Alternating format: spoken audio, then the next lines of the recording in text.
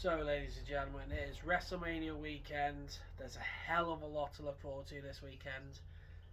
But since it's WrestleMania weekend, let's talk about a documentary that came out on Monday. So, get ready to follow the buzzards and let him in. The Review Warrior. So, Bray Wyatt Becoming Immortal is the new WWE documentary about Bray Wyatt, also known as The Fiend, the Eater of Worlds, or the leader of Firefly Funhouse. It's basically a little documentary about his life, how he became a WWE superstar, his time in WWE, and everything leading up to his unfortunate passing last year. Gotta be honest with you, I don't watch many documentaries, but Bray Wyatt Becoming Immortal was one I had to watch. And I'm not gonna lie, I cried like a little girl at the end of that documentary. It was so good, showing how good of a guy he was, how creative he was. You know, when he made the Fiend, Uncle Howdy, all that stuff. Like, it shows how good of a guy he really was when he was in WWE. And a lot of people had some good stuff to say about him, like Alexa Bliss, Randy Orton, John Cena, The Undertaker, who narrates it. A lot of people had some good stuff to say about Bray Wyatt, and I can see why. He looked like a hell of a good guy, both in the ring and out. Bray Wyatt, or if you didn't know what his real name was, it's Wyndham Rotunda, was born in a wrestling family. His brother, Taylor Rotunda, he and his brother had a lot of time in WWE, but behind the scenes, you know, they were kind of the minds behind The Fiend, Uncle Howdy. I mean, Bo Dallas was actually dressed up as Uncle Howdy in the light out match between Bray Wyatt and LA Knight. Yeah, at Royal Rumble. Sorry, I had to. So yeah, you know, Uncle Howdy, the one who jumped off the stage after the match. That was Bo Dallas, believe it or not. It just channels what he was, a nice guy, a good wrestler in the WWE, and his time in FCW, WWE, NXT. I mean, he was one of the NXT rookies in season 2, I believe. No, season 1, because he was in the NXT Invasion of 2010 when Nexus, led by Wade Barrett, aka Stu Bennett, when they attacked everyone. It was him, Daniel Bryan, Ryback, Husky Harris, who soon became Bray Wyatt. And it also kind of shows all of his trials, his tribulations, all the bad stuff he had to go through, including during the pandemic when he had this like bad time. You know, I think everyone had a bad time in 2020. But Bray Wyatt had a lot of creative stuff going on. Like, he didn't like his melted costume at the end of the TLC pay-per-view in 2020 when he went up against Randy Orton in the Inferno match. He hated it. He had a lot of good stuff.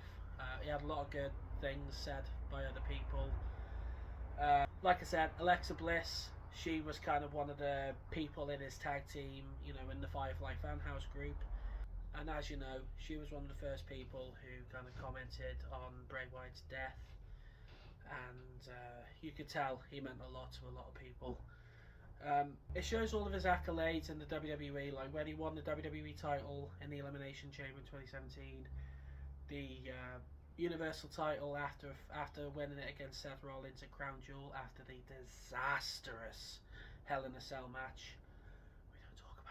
We really do not talk about that shit. When he won it off Braun Strowman at WWE SummerSlam, I want to say, which was then won not a month later by your tribal chief Roman Reigns.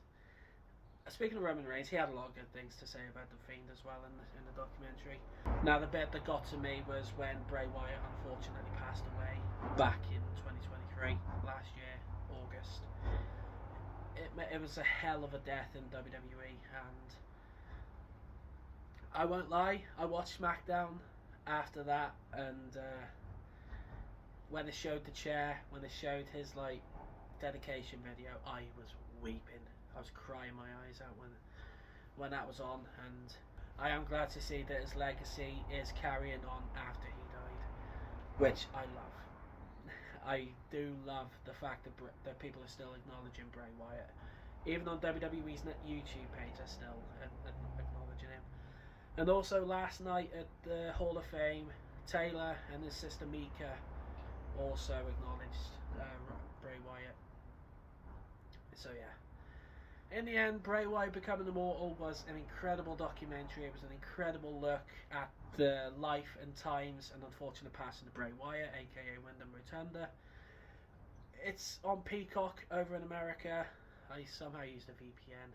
Don't worry, this isn't sponsored by NordVPN.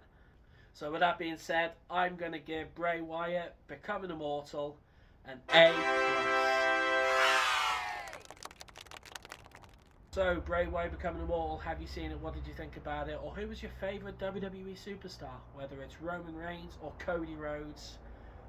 That's another question. Who do you reckon is going to win between Cody Rhodes and Roman Reigns this Sunday at WrestleMania? Whatever you think, comment below. Let me know what you think. I've been the Review Warrior. Thank you so much for watching, and thank you for staying with this channel for as long as I've been off. I'm sorry I haven't posted any reviews since Madam Web. I know I said I was going to post a review for Dune Part 2. That is on my Instagram, probably in the link below. And also, I want to give a special thanks to my friend Danny, who made my new intro. Danny, mate, if you're watching, you're a legend. Cheers very much, pal. My old intro sucked, let's be honest. So yeah, that's it. Thank you very much for watching. And then Card Rap Guy, let him in. Thanks for watching my review. If you have any ideas for reviews, comment below and let me know. See you next time on the Review Warrior.